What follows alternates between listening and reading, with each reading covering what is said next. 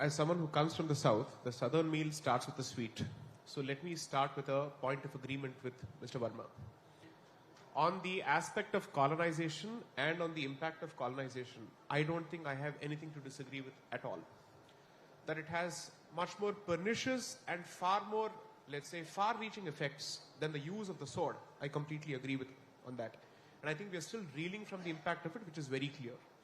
I don't think we are wearing the Mughal clothes. We are wearing the clothes of the British man for all practical purposes, at least some of us. So therefore, I understand that particular issue.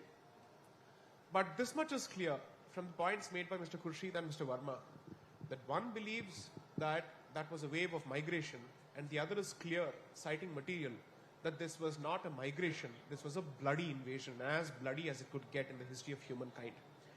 Now, this is what I wish to highlight to make one point. To choose to observe a strategic silence in the interest of peace is very different from actively indulging in denial of history. And that's exactly where the problem starts. So if an entire school is established that goes about whitewashing stuff as opposed to saying, let's not touch this particular aspect of history, which I think is also not possible. How do you choose to remain silent over one particular aspect of your history? That's not going to happen. So then the only option is to speak about it. Now, why should the discussion with respect to something that has happened in the past result in acrimony in the present, unless someone relates to the invader even in the present and someone does not relate to the invader even in the present? In which case, the two-nation theory is well alive and kicking. That's one.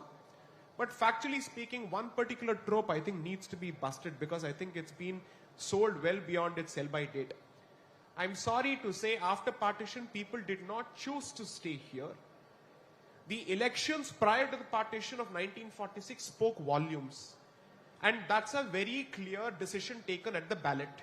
And therefore, when you choose to speak about history, let's be clear that perhaps practical considerations came into existence which prevented a mass migration, but certainly not patriotic considerations or Bharatiya considerations. I think that myth needs to be busted, and we cannot sell it any further.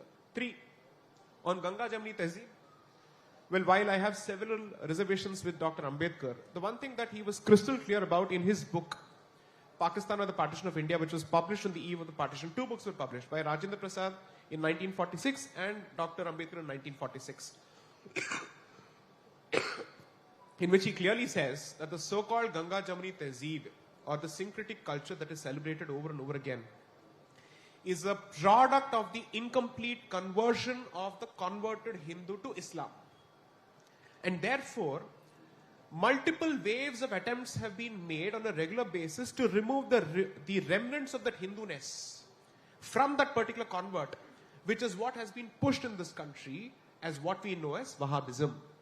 To say that the new convert shall identify himself with the early converts to Islam, and therefore you cannot have any ties whatsoever or any cultural practices whatsoever which remind you of your ancestor. That starts with the language, that moves to dressing, so on and so forth. So let's be clear.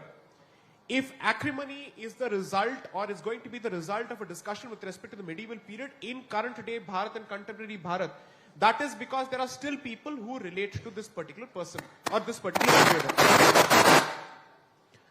Had that not been the case, why should there be a resistance with respect to the reclamation of a particular, let's say, structure that was built by an invader?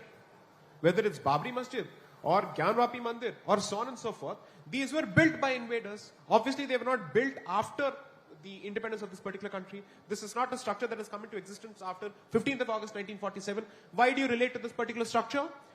Because the mindset that has been imposed on you at the peril of the sword and let's say at the pain of death prevents you from accepting your past, and therefore it's going to be a constant tussle each time there's a discussion with respect to the past.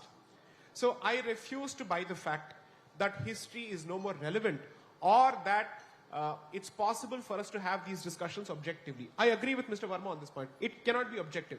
That's exactly why I concluded my first opening submission by saying all of us have our biases. It's impossible for us to say that we don't have biases. We are human beings. Impossible. We may choose not to bring out certain proclivities and, let's say, ideological leanings to the fore for reasons of pragmatism, whatever it may be. But let the evidence speak for itself. But if the evidence leads to a different conclusion and it has consequences on the street or elsewhere, then the people who choose to resort to the street merely because truth is being presented in a public forum are to be blamed. History is not to be blamed, and certainly not those people who wish to present that version of history before the public. Mr.